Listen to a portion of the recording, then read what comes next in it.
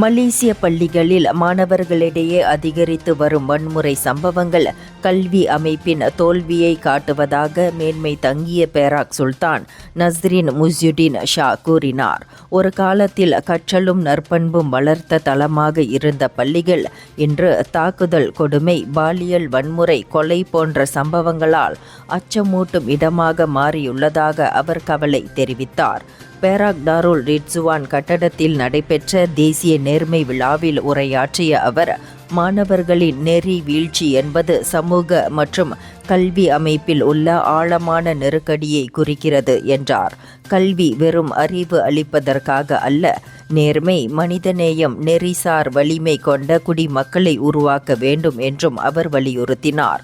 மாணவர்களின் நற்பண்பு வளர்ச்சிக்கே பள்ளி மற்றும் பல்கலைக்கழகங்களில் முதன்மை கொடுக்கப்பட வேண்டும் என்றும் அவர் கூறினார்.